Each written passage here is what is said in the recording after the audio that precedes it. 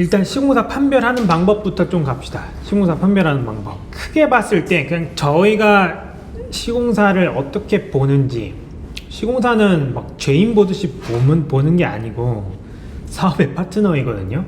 가끔 가다가 어떤 건축사분들도 막 시공사를 막 쥐어짜서 뭘 빼내라 뭐 이런 얘기를 하는데, 거기도 다 기업이고 사람이나 뭘 쥐어짭니까? 합리적으로 왔다 갔다 하는 게 그게 거래지. 그 정도 선에서 보면 되는 거예요. 그래서 저의 기준을 그냥 그대로 말씀드리겠습니다. 보시면 지금부터 일단 자체적으로 부동산 개발 시행을 하는 시공사가 있습니다. 저희는 안 씁니다. 이런 데는 아무리 잘한다고 해도 시공사 신용등급이 아무리 좋아도 A가 없어요. A 없어요. 다 본인들 시공만 하게 되면 규모가 그런 게 있기 때문에 다 B, BB, BBB 뭐 이런 데서도 오거든요. 근데 시행을 하는 데는 A로 넘어가는 경우가 종종 있습니다.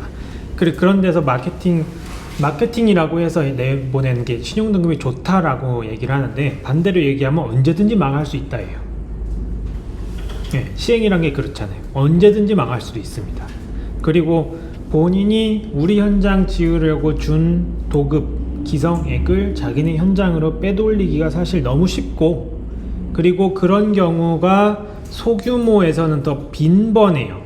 대규모가 아닌 이상, 중규모 이상이 아닌 경우에는. 그래서 저는 자체 시행을 하거나 자체 시행을 했던 경험이 있는 시공사, 그냥 뭔가 건설인이 아니라 기업 사업가로서 시공사 행세를 하는 데는 거릅니다. 근데 대부분 시행을 하는 데서 달콤하게 유혹하는 거는 자기네들이 쓰는 자재들이 있으니 한꺼번에 발주를 해서 너네 현장에 투입을 하게 되면 훨씬 더 가격 경쟁력이 있고 실제로 견적을 받아도 그럴 거야 라고 해요. 네. 근데 그 정도 리스크 얼마 안 되거든요. 그거 솔직히. 네. 막 몇만 세대, 막 몇천 세대 이렇게 들어가는 게 아닌 이상. 그렇기 때문에 그 정도는 그냥 리스크 대비 합리적인 비용이라 생각해서 요런 시공사는 좀 제끼고 가시는 게 좋다라고 좀 대전제를 좀 깔고 갔고요. 그 다음에 두 번째로 보셔야 되는 거는 내 현장의 도급 금액이 어느 정도 이제 시공사한테 예상이 되잖아요. 평당 얼마에서 계산을 하면. 그러면 보시는 방법은 전년도 시평액이, 시공능력 평가액이 있고 재작년도 이제 매출액, 작년도 매출액도 있으면 좋습니다. 요게 사실 가장 중요한 키 중에 하나인데, 시총액, 시공능력 평가액, 매출액. 자, 당연히 시공능력 평가액이 매출액보다 높습니다. 이거 뭐 경영능력 평가 뭐 그런 게 다 들어가는 거기 때문에 요거를 재무제표를 달라고 하시면 다 줄 거예요. 최근 3개년 어떻게 됐는지, 어차피 은행이랑 연관되어 있기 때문에 요거 받으신 다음에 내 현장 대비 작년도 매출액이 얼마나 차지하는지를 한번 보세요.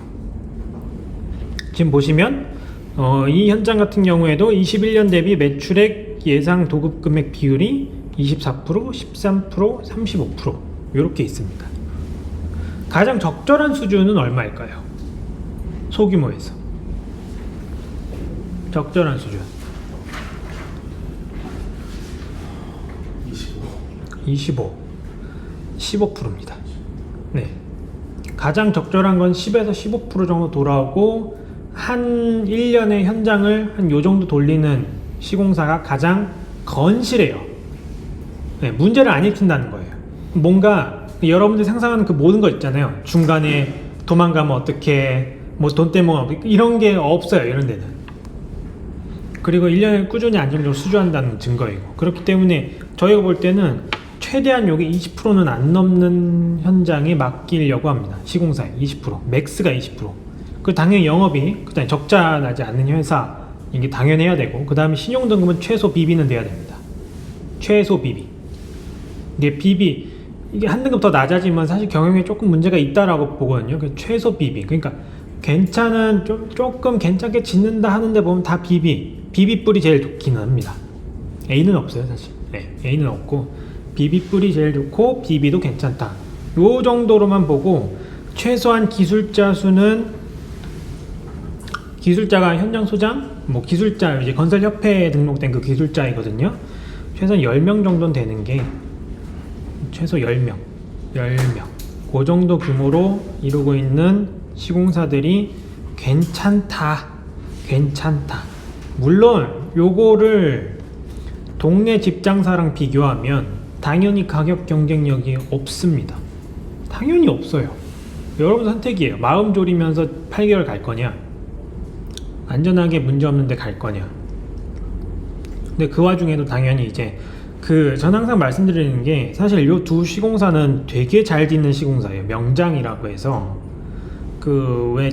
인터넷에서 이렇게 말씀드리겠네. 유현중 건물 짓는 시공사.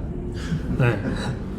셜록 현주님, 우리 교수님 시공사들 여기이고요. 제가 말씀드린 그 집장사와 명장 사이에 줄타기 하는 데가 있습니다.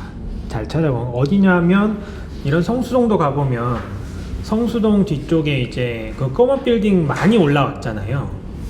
그런 데 중에서도 요 명장이 아닌 데가 있거든요. 건축 명장이라고 네이버에 치시면 리스트 쫙 나와요. 매년 계속 뽑기 때문에.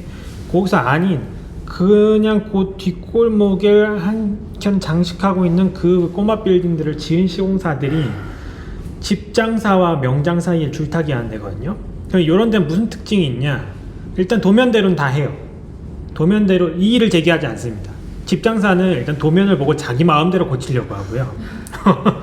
석고보드 2P든 뭐든 일단 1P에 12.5T로 고정되고 뭐 그런 게 있기는 한데, 일단 여기 같은 경우에는 도면에 있는 대로는 다 합니다. 도면에 있는 대로는 하는데 무슨 명장과 차이가 있냐라면, 마감 이런 건 거의 비슷해요. 그 마감에 당연히 칼각 이런 거는 당연히 좀 떨어지는데, 전반적인 형태, 멀리 봤을 때는 괜찮네, 가까이 봤을 때는 조금 미진한 게 있을 수 있지만, 사업적으로 봤을 때 뭐가 차이가 있냐면, 그 줄타기 하는 데는 모양은 그럴싸하지만 골조팀이 평당 계약으로 합니다. 골조팀이랑 하청 계약을 할 때 평당 얼마, 보통 골조팀이랑 계약을 그렇게 하거든요. 평당 얼마로. 근데 이런 명장들은 골조팀도 물량 기반으로 계약을 해요. 그래서 여러분들이 시공사 면담을 하실 때 골조팀이랑 물량 기반으로 계약하시나요? 아니면 평당 기반으로 계약하시나요? 라고 물어보시는 것도 하나의 키예요. 전 그렇게 합니다. 그래서 그 정도 특성이 있어요. 왜냐면 그래서 이제 대한민국 골조가 사실 춤을 추는 게 평당 계약으로 해서 골조 품질이 안 좋은 이유도 그거이긴 하거든요. 그래서 그거라 보시면 돼요. 명장이라고 해서 막 겉모습이 드러나는 게 막 엄청 막 훌륭하고 막 그런 거 아닙니다. 네. 정확한 치수와 정확한 도면의 구현, 그러니까 명장이지 다른 게 명장이 아니에요.